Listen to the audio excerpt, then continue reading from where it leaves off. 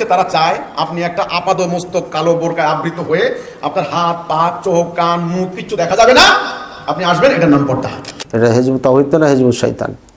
লুবনানে Hezbollah ওই একই নামে নাম দিয়েছে হেজবুত তাওহীদ। যে হেজবুল্লাহ দিলে তো বুঝে নিবে যে ওইটাই, কাজে ওদেরই একটা অঙ্গ সঙ্গ এটা। এই হেজবুত তাওহীদের যে প্রধান আছে এর কাজ হলো নারীদেরকে বের করা।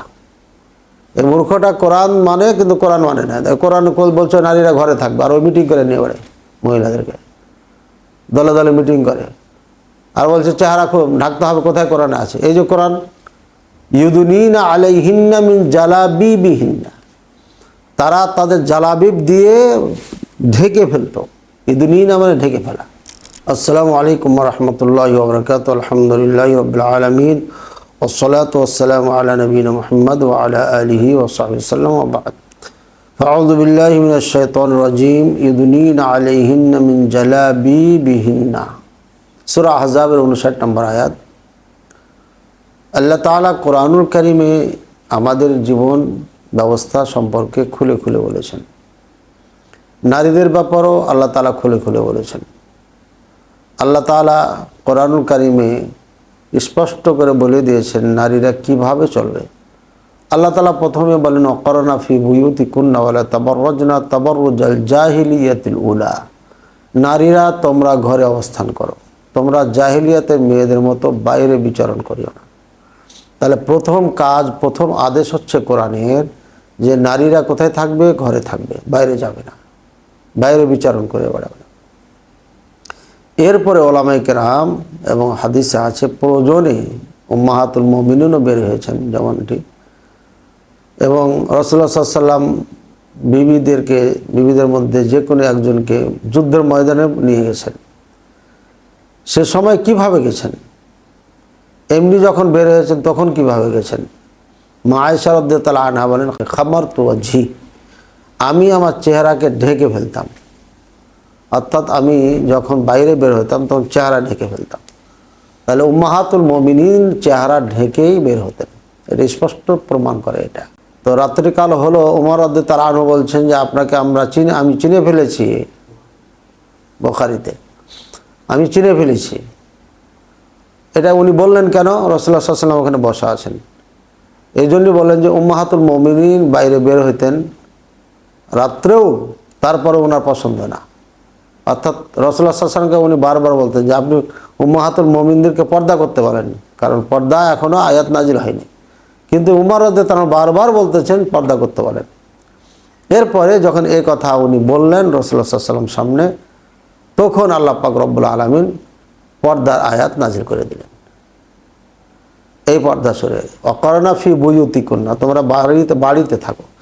তাহলে যে সমস্ত নারীরা, এই যে হেজবুত তাওহীদের, এটা হেজবুত তাওহীদ না হেজবুত শয়তান। লুবনানে হেজবুল্লাহ ওই একই নামে নাম দিয়েছে হেজবুত তাওহীদ। যে হেজবুল্লাহ দিলে তো বুঝে নিবে যে ওইটাই, কাজে ওদেরই একটা অঙ্গ সঙ্গ এটা। এই হেজবুত তাওহীদের যে প্রধান আছে এর কাজ হলো নারীদেরকে বের করা। এই মূর্খটা কোরআন মানে কিন্তু কোরআন মানে না। কোরআন বলছে নারীরা ঘরে থাকবে, আর ওই মিটিং করে নিয়ে বেড়ে মহিলাদেরকে দলে দলে মিটিং করে, আর বলছে চেহারা খুব ঢাকতে হবে। কোথায় কোরআনে আছে? এই যে কোরআন, ইউদুনিনা আলাইহিন্না মিন জালাবিবিহিন্না, তারা তাদের জালাবিব দিয়ে ঢেকে ফেলতো। ইউদুনিনা মানে ঢেকে ফেলা, ইউগাত্তিনা ঢেকে ফেলতেন। কি ঢেকে ফেলতেন? রুহাহুন্না ও সুদুরাহুন্না, তাদের চেহারা এবং তাদের বক্ষকে ঢেকে ফেলতেন, উন্না দিয়ে এভাবে ঢেকে ফেলতেন। এখনও ইন্ডিয়াতে আমি দেখেছি হিন্দু মহিলা, তারপরে ওরা যারা সত্যিকারে ভালো মহিলা, জানি না ওদের ধর্মে কি আছে, কিন্তু তারা এইভাবে পুরা মুখ দিয়ে এই বুক পর্যন্ত ঢেকে রাখে। এখনও এই হিন্দুদের মধ্যে প্রথা আছে। তাহলে বোঝা যাচ্ছে যারা আসলে সম্ভ্রান্ত ফ্যামিলি নারী ছিল আগে, তাদেরকে এভাবে ঢেকে রাখতো। মানে এটা তো সবাই চায় যে আমার স্ত্রীকে অন্য কেউ না দেখুক, আমার মেয়েকে অন্য কেউ না দেখুক। ব্যক্তিত্বহীন পুরুষ ব্যতীত এটা কেউ চাবে না যে তার স্ত্রী তার মেয়েকে অন্যরা দেখুক। সুতরাং এই যে কোরআনে আয়াত আছে, চেহারা ঢাকার কথা এখানে আছে, স্পষ্ট আছে, ইউদুনিনা আলাইহিন্না মিন জালাবিবিহিন্না, এর অর্থই হচ্ছে চেহারা এবং বক্ষকে ঢেকে রাখা। এরপরে এটাকে মডিফাই করতে করতে এখন নিকাব তৈরি হয়েছে, হিজাব তৈরি হয়েছে। আলহামদুলিল্লাহ, এটা ভালো, এটা বাতাসে উড়ে না, খোলার কোনো আশঙ্কা থাকে না। তো সুতরাং কোরআন দ্বারাই প্রমাণ হচ্ছে চেহারা ঢেকে রাখতে হবে। এবং হাদিস আছে যে চেহারা এবং হাত এটা খোলা যাবে, 3টা হাদিস আছে, 3টা কি 4টা হাদিস আছে। আমি এই হাদিসগুলো নিয়ে গবেষণা করেছি, বহুত আগে করেছিলাম। এই হাদিসগুলো একটিও সহি না, সবগুলো দুর্বল। এবং রাসূলুল্লাহ সাল্লাল্লাহু আলাইহি ওয়াসাল্লামের স্ত্রীগণ যারা আমাদের মা, আমাদের উম্মাহাতুল মুমিনিন যারা ছিলেন, তারা কখনো চেহারা খুলে বের হননি। সাহাবায়ে কেরামদের স্ত্রীরা চেহারা খুলে বের হয়েছে এমন কোনো প্রমাণ দিতে পারবে না কেউ। পর্দার আগে আপনার যা ছিল ছিল, যেহেতু পর্দাই নেই, কেবল ইসলাম আসছে, ধীরে ধীরে ধীরে আসছে, কাজে ওখানে এটা প্রশ্নে আসে না পর্দা করার। তারপরও পর্দা করতেন। মা আয়েশা রাদিয়াল্লাহু আনহা ওই যে কাফেলাতে যে ছাড়া পড়ে গেছিলেন, তখনও উনি মুখ ঢেকে রেখেছিলেন আপনার, অর্থাৎ ওটা পর্দার আয়াতের আগে হতে পারে, পরে হতে পারে, যাই হোক লম্বা কথা। এক কথায় উম্মাহাতুল মুমিনিন চেহারা খুলে কখনো বের হয় না। সাহাবায়ে কেরামের স্ত্রীগণ, ছেলে মেয়েগণ কখনোই মুখ খুলে বের হয়নি, এরকম প্রমাণ কেউ দিতে পারবে না। কিন্তু এখানে অপব্যাখ্যা করা হচ্ছে, কোথায় মুখ ঢাকার কথা হয়েছে, কোথায় হাত ঢাকার কথা হয়েছে। এই যে মুখ ঢাকার কথা বলছেন আল্লাহ পাক রব্বুল আলামিন নিজে। প্রথম আদেশ ঘরে থাকতে হবে, দ্বিতীয় আদেশ যদি বের হতে হয় তাহলে চেহারা এবং বক্ষ ঢেকে যেতে হবে, অর্থাৎ পুরো পর্দা করে যেতে হবে। এবং আপনার বহুত ওলামায়ে কেরাম এই আয়াতের ব্যাখ্যা করেছেন এবং বিভিন্ন দলিল নিয়ে এসেছেন।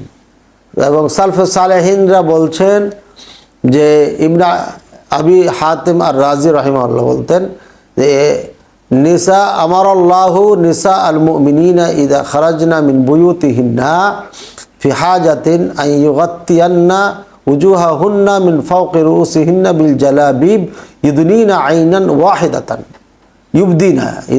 ইউবদিনা আইনান ওয়াহিদাতান।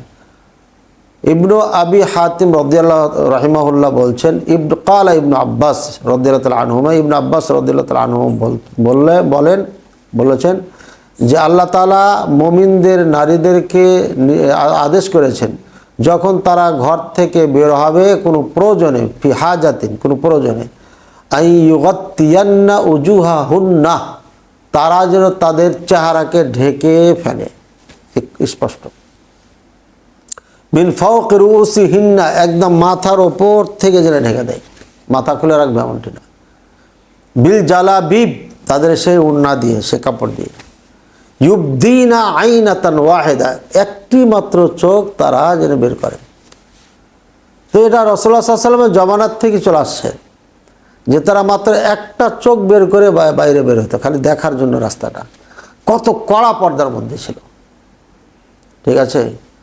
এবং ফজরের সালাতে উম্মাহাতুল মুমিনিন অন্য নারীরা যখন যাইতেন, লা ইউরাফনা বিগালাসিন তাদেরকে চিনা যেত না অন্ধকার কারণে, আর তারা আপনার তাদের চাদর দিয়ে আবৃত থাকতো, বিমুরুতিহিন্না বুখারীর হাদিস, তারা চাদর দিয়ে আবৃত থাকতো। এইভাবে পর্দার বিধান বলা হয়েছে, বিস্তারিত আলোচনা করলে অনেক সময় লেগে যাবে। মূল উদ্দেশ্য হচ্ছে যে এই হিজবুত তাওহীদ নয়, হিজবুত শয়তানেরা যেভাবে অপপ্রচার চালাচ্ছে এবং আলেম ওলামাদের উপরে ঘৃণা ছড়াচ্ছে, এদেরকে অচিরেই বন্ধ করতে হবে। এই সেলিমের জবান বন্ধ করতে হবে, একে গ্রেপ্তার করতে হবে, ভিতরে ঢোকাতে হবে।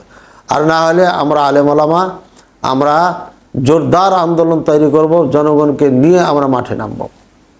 তখন দোষারোপ করেন না যে লাগামহীনভাবে সব বলে চলে যাবে আর সরকার কিছু করবে না, বলবে না, আমরা বসে থাকবো, এটা হতে পারে না। একটা মুসলমান দেশে এভাবে যা ইচ্ছা তাই বলে যাবে।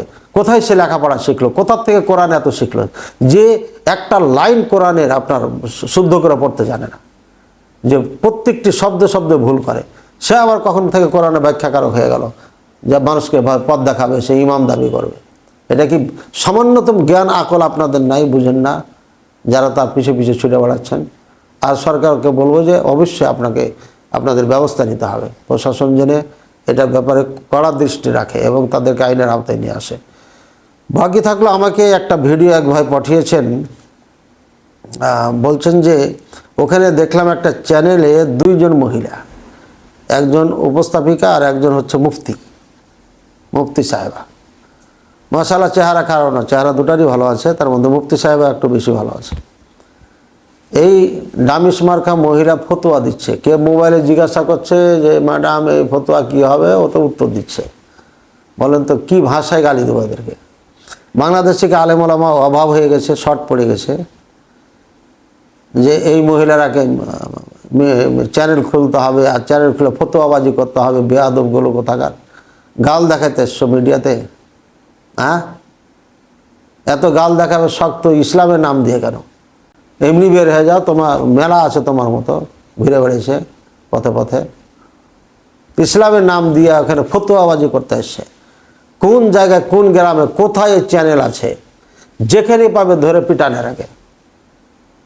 সরকারকে দেন, সরকার যদি না দেয় একদম পিটান। এগুলো শয়তান, এরা ইসলামের নাম দিয়ে শয়তানি করা শুরু করেছে। দেশে আলেম ওলামা নাই, সব মারা গেছে, এখন এই মহিলা মুফতি হ্যাঁ চ্যানেল খুলে বসে আছে। কি নির্লজ্জ মহিলা! ন্যূনতম হলে তার ইসলামের তো জ্ঞান আছে, অর্জন করেছে, নাহলে তো ফতোবাজি করতো না। এই মহিলা মুখ খুলে এখানে বসে আছে। এত মূর্খ অজ্ঞতা বাংলাদেশে ছড়িয়ে যাচ্ছে, আমার তো ভয় হচ্ছে যে মনে হয় 99% এই বাংলাদেশি নারী পুরুষ দাজ্জালের সঙ্গী হবে।